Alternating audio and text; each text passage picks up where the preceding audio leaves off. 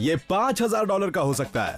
ये बिल्कुल क्रिसमस जैसा है। Love cash. ये आइकॉनिक है। $4,000। Right on man. क्या लगता है ये 69 में साइन किया गया था?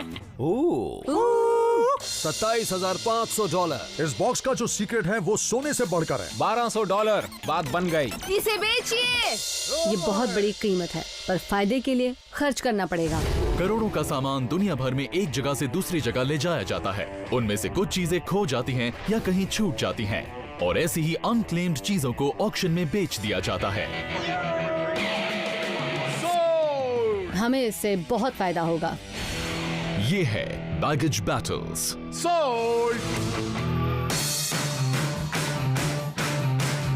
Welcome to New York. ये ऑक्शन रॉक स्टार, लेजेंड्स और आइकन्स के बारे में होने वाला है। यहाँ पैसा भर भर के मिलने वाला है, आपको बस खर्च करना आना चाहिए। ये एक हाई प्रोफाइल सेल होगी और इसमें हाई प्रोफाइल क्लाइंट्स आएंगे। मुझे म्यूजिक के बारे में ज्यादा नहीं मालूम, पर इसमें जिमी हेंड्रिक्स गिटार होगा और वो एक बड़ा नाम है जिसके लिए कस्टमर्स पागल हो जाएंगे। हमें म्यूजिक से प्यार है और इस ऑक्शन में 200 से भी ज्यादा आइटम्स होंगे रियल लेजेंड्स के, जैसे Jimmy Hendrix, Elvis Presley, Michael Jackson. ये टॉप लेवल का ऑक्शन है। इस ऑक्शन के आइटम्स म्यूजिक इंडस्ट्री के कुछ बड़े नामों के हैं, जैसे बीटल्स, बियॉन्से, जिमी। ये चीजें इतनी रेयर हैं, इनकी वैल्यू हजारों डॉलर होगी। Oh, dark side of the moon, ये तो कमाल हो गया। जिन चीजों की खास पहचान है, मैं उन्हीं को लूंगा। ये तो साइंड है। वाह, ये बहुत ही कूल है। ये वुडस्टॉक 1969 समर ऑफ लव का साउंड ट्रैक है। तुम उसमें गई थी? मैं तब बहुत छोटी थी।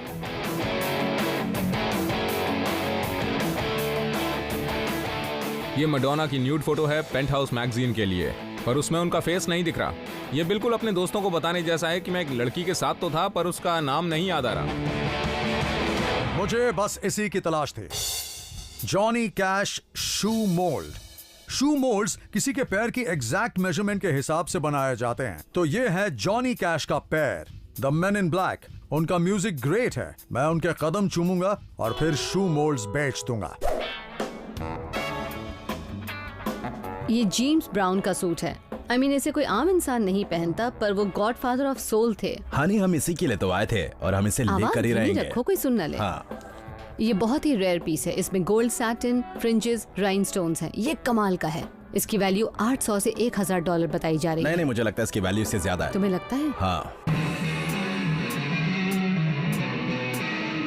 सच कहूं तो मुझे गिटार का जी तक नहीं पता है, पर पर्पल हेज ये जिमी हेंड्रिक्स का गिटार है और इससे मुझे बहुत फायदा होगा। मैं 80s में पैदा हुआ था, तो जिमी हेंड्रिक्स के बारे में ज्यादा नहीं पता, पर मेरे कुछ दोस्त हैं जिन्हें पर्पल हेज और हु नोज और वाइल्ड थिंग पसंद है। ये ऑटोग्राफ्ड गिटार मिलना वुडस्टॉक का महंगा टिकट खरीदे बिना वहां पर जाने के बराबर है। पता है ये गिटार मेरे लिए कौन सी धुन बजाने वाला है? कचिंग। मुझे इसके बारे में ज्यादा नहीं पता, पर जानने का एक ही तरीका है, वो है इसे खरीदना और बेचना। तो मैं इस पर रिस्क लेकर इसके लिए बोली लगाऊंगा। ये बहुत बढ़िया है। मैंने कैटलॉग में देखा था कि ये डेविड कैसिडी का है। वैसे मुझे लंच बॉक्स में कोई दिलचस्पी नहीं है, पर ये मेरे जमाने का है। ये 1974 का है, तब मैं 14 साल का था। ये मेरे लिए बहुत खास है क्योंकि इसका कनेक्शन रॉक एंड रोल से है।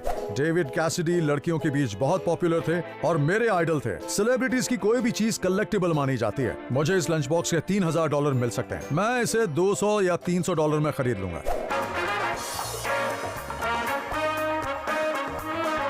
हाँ, ये तो कमाल हो गया। ये एक original stage worn James Brown outfit है। जेम्स ब्राउन अपने म्यूजिक और फैशन के लिए जाने जाते थे, जिसकी वजह से ये सूट और भी कीमती बन जाता है। Excuse me. हाँ, हम इसे ले रहे हैं और मुझे अच्छा नहीं लग रहा कि तुम देख रहे हो। क्यों ना तुम दोनों वापस अपनी टूरिस्ट बस में चढ़ जाओ और यहाँ से दफा हो जाओ। ये न्यूयॉर्क है, समझे? तुम्हें कोई आइडिया नहीं कि यहाँ काम कैसे होता है। बिली को न्यूयॉर्क के बारे में पता होगा, लेकिन हमें जो पता है वो है रॉक एंड रोल। ये ऑक्शन बहुत एक्सक्लूसिव है। ऐसा लगता नहीं कि यहाँ पर कई लोग आए हैं, पर यहाँ जितने भी लोग आए हैं वो मालामाल हैं और आराम से पैसे खर्च करेंगे। तैयार हो जाइए, ऑक्शन शुरू हो रहा है। यहाँ दुनिया भर से लोग फोन पर बोली लगा रहे हैं, इसलिए मेरे लिए मुश्किल अब और भी बढ़ गई है। Whitney Houston velvet gowns, Elvis Presley cigar case, Frank Sinatra का ड्राइवर्स लाइसेंस, $27,500। इनके लिए जोरदार तालियां। आपका शुक्रिया दोस्तों। यहाँ रखी हर चीज रॉक म्यूजिक आइकॉन्स की है। पर इस बात की गारंटी नहीं है कि ये सब असली हैं या नहीं।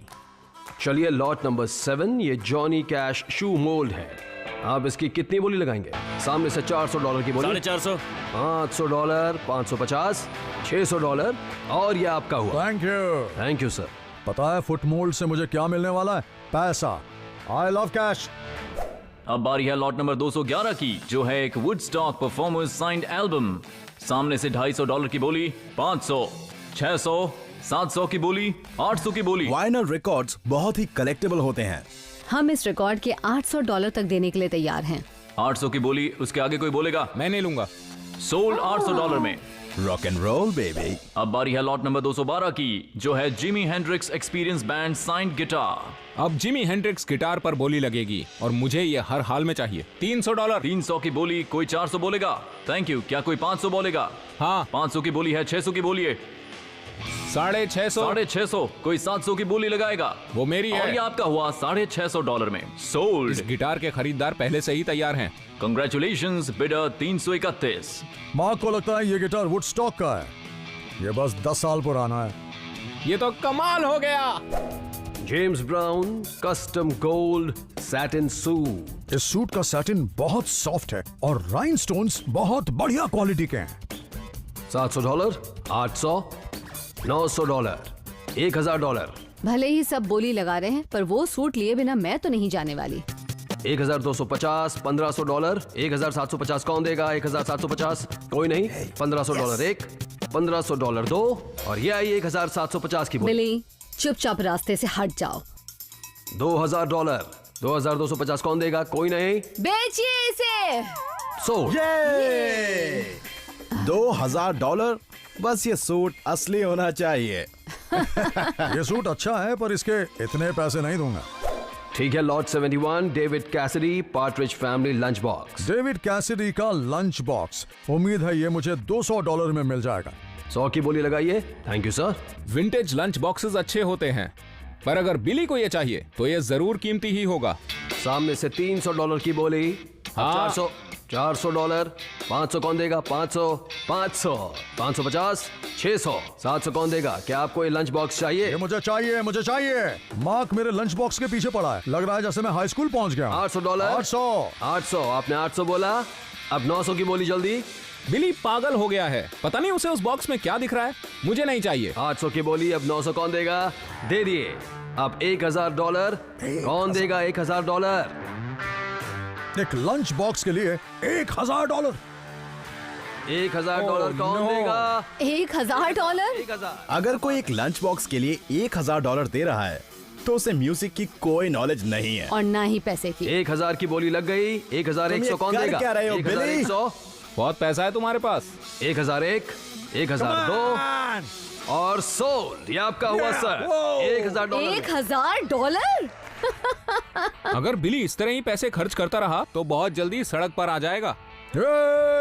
मैंने जितना सोचा था उससे कहीं ज्यादा खर्च कर दिया है, पर अगर मैं सही हूं तो मुझे इससे बहुत फायदा होगा। नंबर 47, मैंने $1600 में एक विंटेज लंच बॉक्स और एक शू मोल्ड खरीदा। कीमत ज्यादा है पर मैं अगर सही हूं तो 2-3 गुना फायदा होगा। बढ़िया, थैंक यू।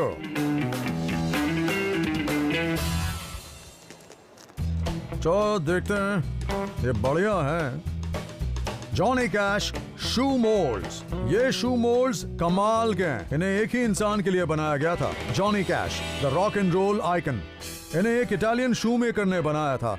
आप शू मेकर के पास जाते हैं और वो आपके पैर के मेजरमेंट्स लेता है, फिर वो लकड़ी के टुकड़े की कार्विंग करता है ताकि वो लेदर इस मोल्ड पर रखकर शू बना सके और शू तैयार। मुझे मार्केट में आसानी से इन रेयर शू मोल्ड्स के 2 गुने दाम मिल जाएंगे।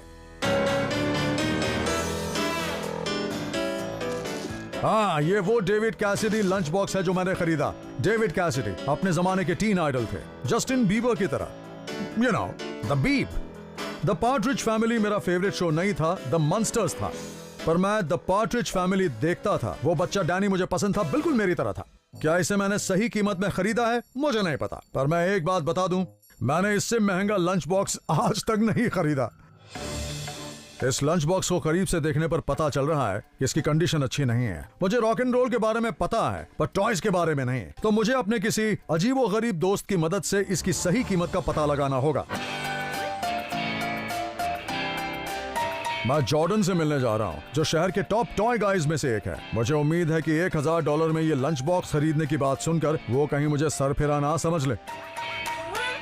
कैसे हो बिली? कैसे हो? बहुत बढ़िया। तो बोलो क्या लाए हो? ये लो। अरे बाप रे, ये तो एक पार्ट्रिज फैमिली लंच बॉक्स है। हाँ, तो ये पॉप कल्चर को रिप्रेजेंट करता है बिली। मुझे इसका डिजाइन बहुत पसंद आया, ये कमाल का है।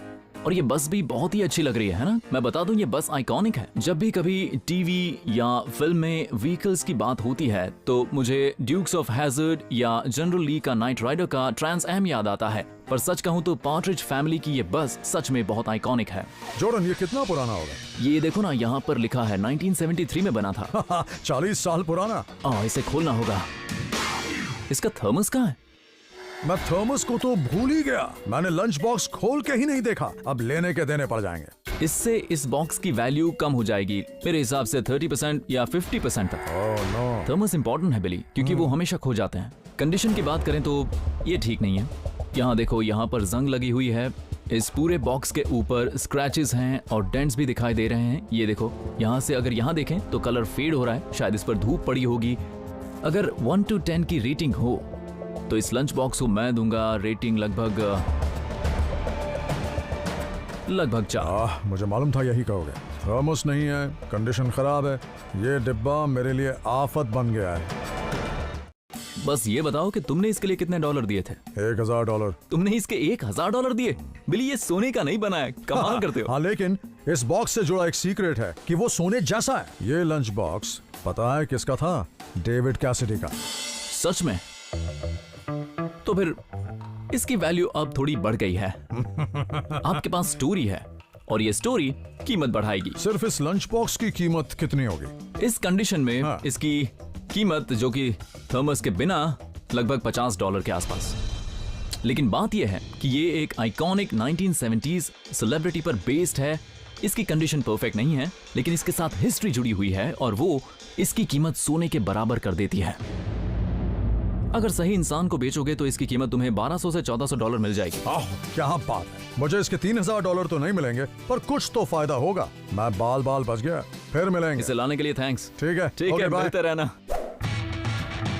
मैंने इस ऑक्शन में बस एक ही आइटम खरीदा और वो है एक जिमी हेंड्रिक्स गिटार $650 में। मुझे मायूस मत करना जिमी। ये हुई ना बात। फीलिंग तो बिल्कुल क्रिसमस के जैसी आ रही है। बस ये गिफ्ट मैंने खुद ही खरीदा। मैं ये पहले नहीं देख पाया था। इस स्टिकर पर लिखा हुआ है ईयर 2000। मुझे नहीं पता 1969 में इस पर लिरिक्स थे या नहीं, और अब मेरे मन में कई सवाल हैं। ऐसा लगता है स्टिकर को साइन किया गया और फिर यहाँ चिपका दिया गया और इससे इसकी वैल्यू कम हो जाएगी। 1969 और 2000, इन दोनों के बीच बहुत बड़ा फर्क है, एज और प्राइस दोनों का। अगर ये वुडस्टॉक में ही था तो हाँ, इस गिटार की वैल्यू बहुत ज्यादा हो सकती है। अगर ऐसा नहीं है तो जीरो प्रॉफिट से भी मुझे कोई दुख नहीं होगा। अब असली सवाल यह है कि यह गिटार कितना पुराना है और इसकी कीमत क्या है। मैं अपने दोस्त एड को इसे दिखाऊंगा, देखें क्या बोलता है वो।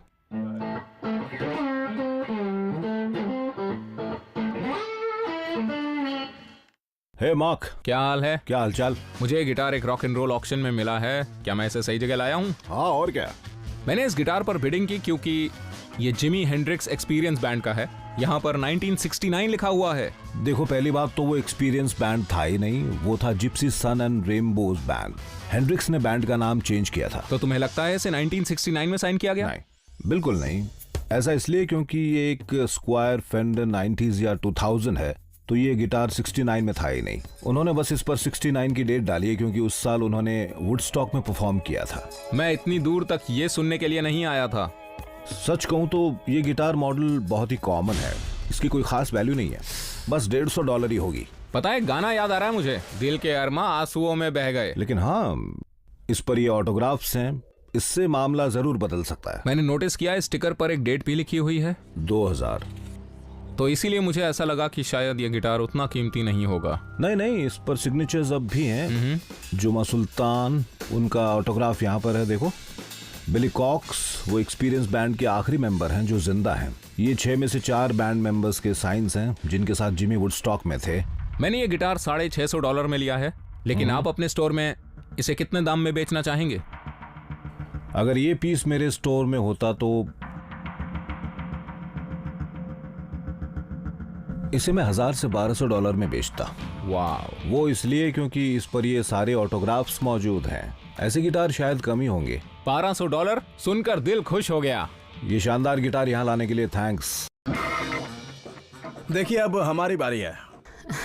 हमने इस ऑक्शन में $2800 खर्च किए। हमें एक साइन वुडस्टॉक एल्बम और एक जेम्स ब्राउन सूट मिला। ये बहुत ज्यादा कीमत है, पर अगर फायदा चाहिए तो खर्च करना पड़ेगा। यो इसे देखो तो हनी, तुम्हें पता है इनमें से ये लोग कौन कौन है? मुझे ज्यादातर तो पता ये है। ग्रेटफुल डेड है। इन्होंने वुडस्टॉक ये में कौन है? परफॉर्म किया था। Salvation Army? ये जॉन तो सेबास्टियन फिर ये है। कौन है? वुडस्टॉक में 3 दिन 30 से ज्यादा बैंड्स ने परफॉर्म किया था। इतने सारे सिग्नेचर्स एक ही एल्बम कवर पर मिलना बहुत बड़ी बात है। ये बहुत बड़ा कॉन्सर्ट था। पता है वहाँ कितने सारे लोग थे? मैं भी तो वही था। ये देखो, ये मेरी फोटो है। तुम वुडस्टॉक में नहीं थे? मैं उम्मीद करता हूँ कि ये वाइनिल अच्छी हालत में होगा। उसी से हमें फायदा हो सकता है। हे, ये तो खाली है। ओह, ये तो बहुत बुरा हुआ। इसमें रिकॉर्ड नहीं है। इसमें रिकॉर्ड एल्बम है ही नहीं। यकीन नहीं होता, हमने $800 एक रिकॉर्ड एल्बम पर खर्च किए, पर उसमें रिकॉर्ड है ही नहीं। भले ही इसमें रिकॉर्ड एल्बम नहीं है, पर जॉन सेबास्टियन के ऑटोग्राफ से $100 के आसपास तो मिल ही जाएंगे। वो देखते हैं। एडगर विंटर, जॉनी विंटर, इनके ऑटोग्राफ्स ही बहुत कीमती हैं और ये उनका बहुत ही इम्पोर्टेंट कलेक्शन है क्योंकि ये वुडस्टॉक साउंड ट्रैक पर है और इस रिकॉर्ड कवर की वैल्यू अपने आप में $1500 है, सिर्फ इसके इन सिग्नेचर्स की वजह से।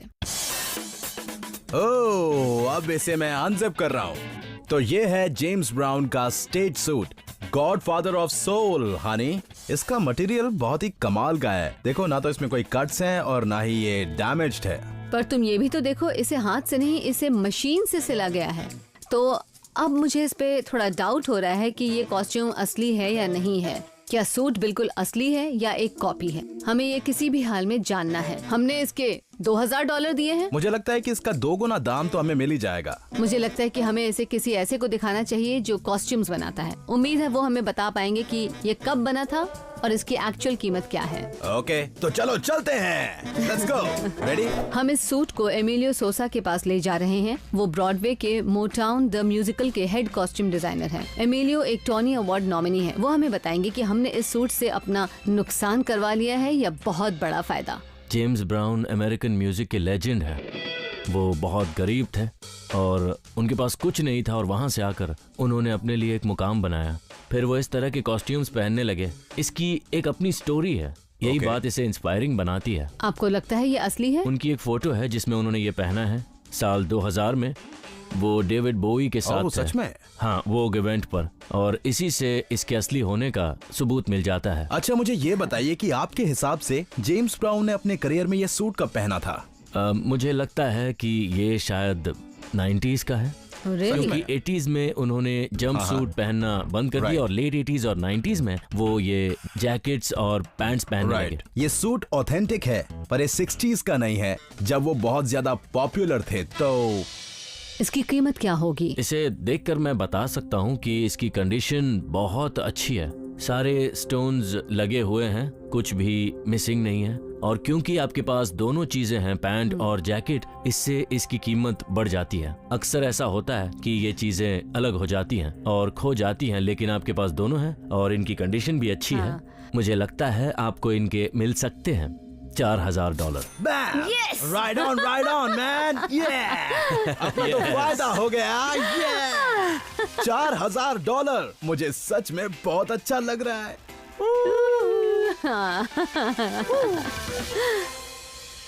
इस ऑक्शन में बिली को मिला एक विंटेज लंच बॉक्स और जॉनी कैश के शू मोल्ड्स, जिससे उसे $1000 का मुनाफा हुआ। मार्क ने $650 खर्च करके खरीदा जिमी हेंड्रिक्स का गिटार, जिसे बेचकर उसे $550 का मुनाफा हुआ। सैली और लॉरेंस ने इस बार जेम्स ब्राउन का सूट खरीदा, जिसे बेचकर उन्हें $2700 का मुनाफा हुआ।